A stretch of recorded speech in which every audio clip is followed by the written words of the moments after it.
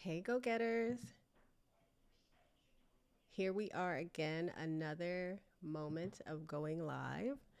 I want to make sure that we are live in all the places. Just making sure you can hear and see me. Okay, all right. So it looks like we are live. I want to say thank you for those who are watching me live. Whoever watches on the replay, I want to say shout out to you as well.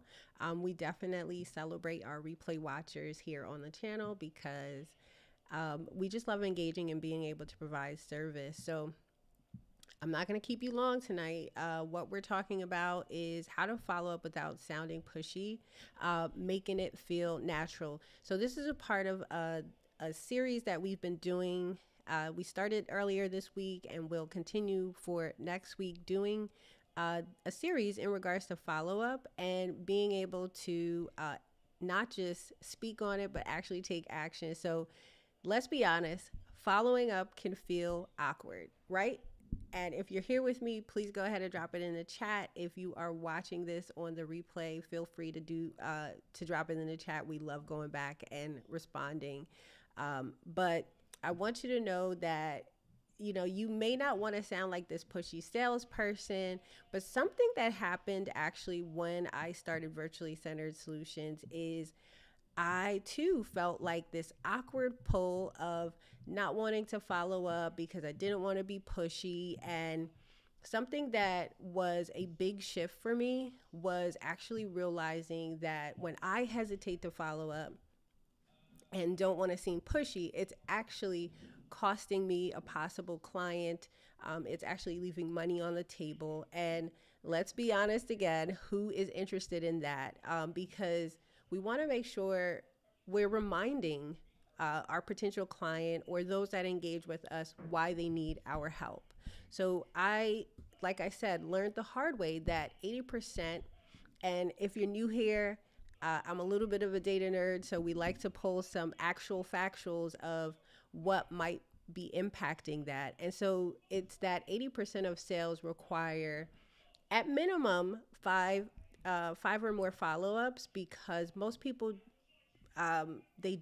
we have a lot going on and we stop after two most likely. And so if you're not following up, you're letting those relationships and revenue just slip away. So tonight we're actually going to talk about what that fear of being pushy is costing you.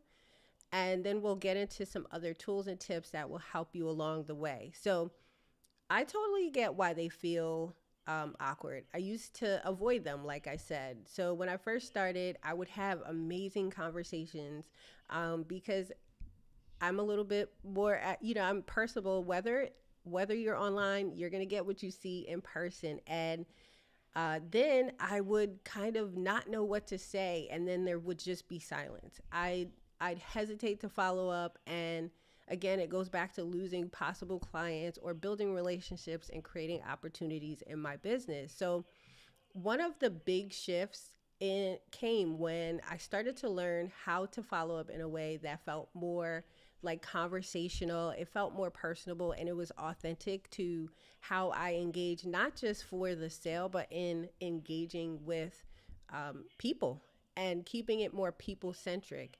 I once had a client who told me they loved what I do. They just didn't have time to think about it in that right now moment. So instead of assuming that they weren't just interested, I followed up a few weeks later, sent a quick check-in and actually a helpful resource. And it sparked the conversation again. It put me top of mind, and it actually turned into a long-term client relationships. And that's something I'm super proud to say as far as working with clients.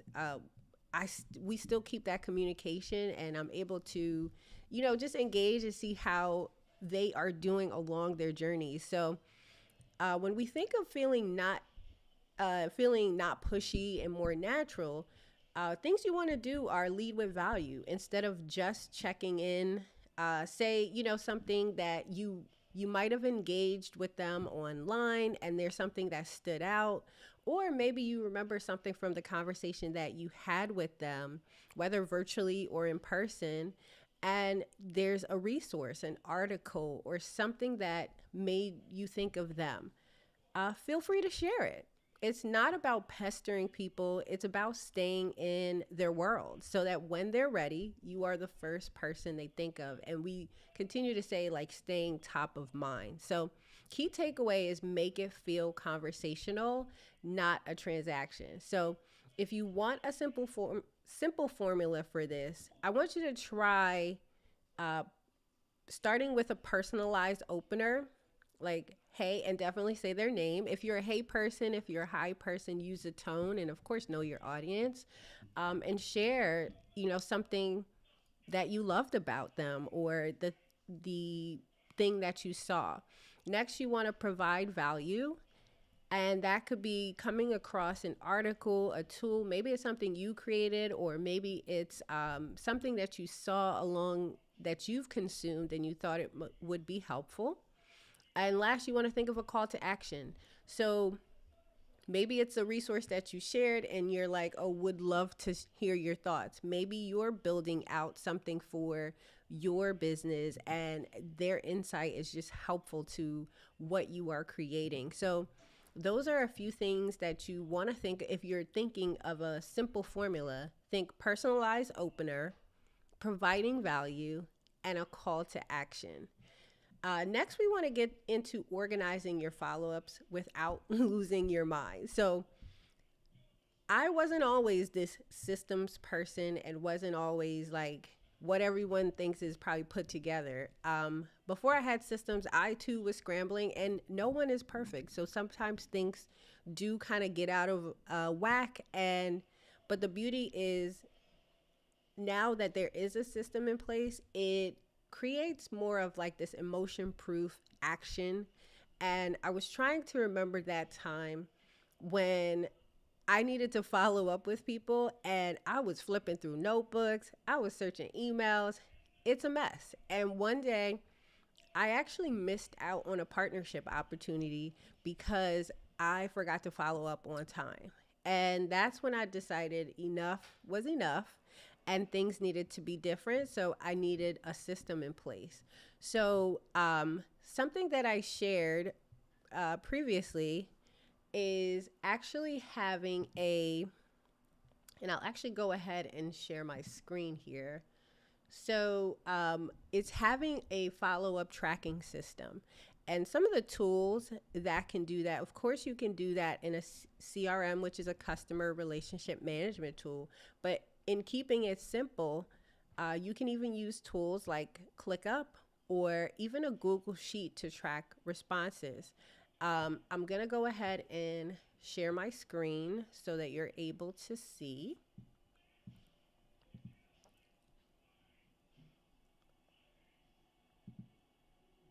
Okay, perfect.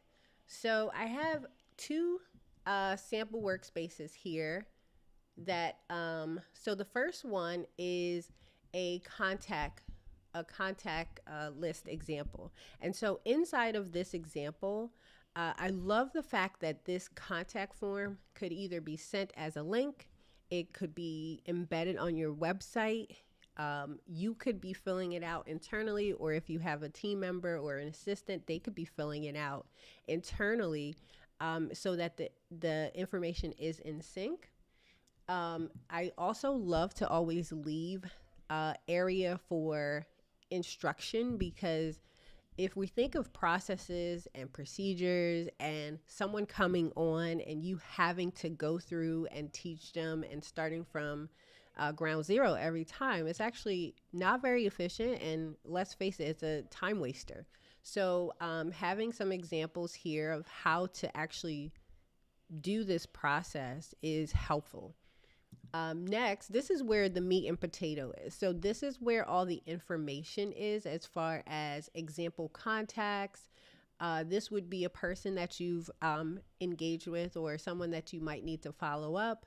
You're able to set due dates. You could set recurring due dates where, maybe you have a follow-up process where you do it every 30 days, 60 days, 14 days. So whatever the process is for your business, you're able to set due dates and be able to set recurring due dates. This I love because you're able to track the source, and that actually comes from, if you're looking here on the form, once you fill that out, there are specific options here. And of course, this is customizable as well. And then if we go a little bit deeper, when we talked about being able to follow up and sharing something of value or interest, this area here can be a comment or a note area. So this will allow you to, you know, not just have 50 million notepads and the sticky note there from that conversation. It centralizes all the notes that you take per the conversation. And I'll just open this example up, because inside this example, you're even able to see that, you know, the notes are tracked here. If someone's assisting you on your team, you're able to just keep all that centralized. So the other way that I wanted to share is for those who may not be ready to use a tool like ClickUp, even using a Google Sheet. The idea here of this conversation is to really just centralize how we're following up, how we're tracking, because let's face it, we get information from multiple sources. So we could be, you know, we get the information from multiple sources. So we could be online, then you're going to in-person networking events, you're attending conferences and just all the things. And so I love to say that we can't necessarily control the multiple ways that things are coming in.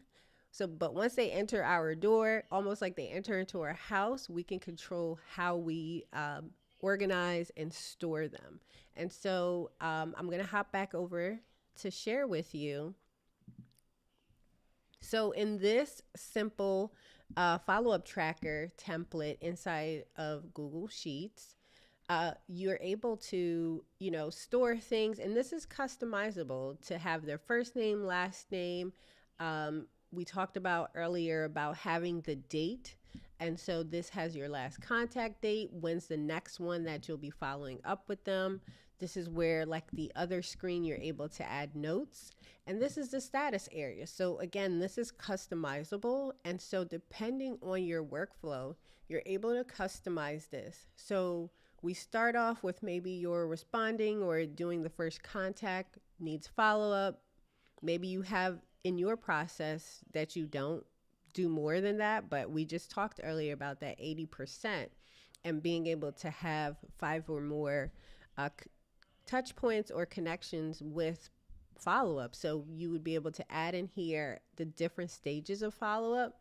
And then last but not least, you know, sometimes it's a, you know, put a stop in it, put a pin in it, but sometimes we want to be able to nurture the list. So we want to break that out. So this is a template where now you can move those that you're nurturing. Maybe you're tracking this month to month to see what the metrics are like as far as your follow-up and how that return on investment is going for you. So that's a simple way to be able to build a system so you're not scrambling and you're able to rely on these particular tools. One that I also love for automating emails is ConvertKit. And if you don't have, you know, an email marketing tool, there are some people that use their Google account, but I just want to keep in mind that they do now have these tighter privacy settings just so people aren't being spammed as much. So that will allow you to, you know, still be able to automate, see the dashboards. We talked about tracking, maybe seeing what's engaging to those people that you are following up with, and coming more from a people-centric approach. And that will help you to be able to go back to what we were saying earlier about talking naturally and not feeling so salesy. So I hope this was helpful. If this was and you're watching it on the replay, please go ahead and drop a fire emoji in the chat. Let me know that you've watched it. because we don't want you to feel like you're scrambling. And if you are watching this and feel that you need assistance, we do provide these templates. So if you feel free to go ahead and drop us a template in our messages, and we'll be able to respond to you and share this information with you as well.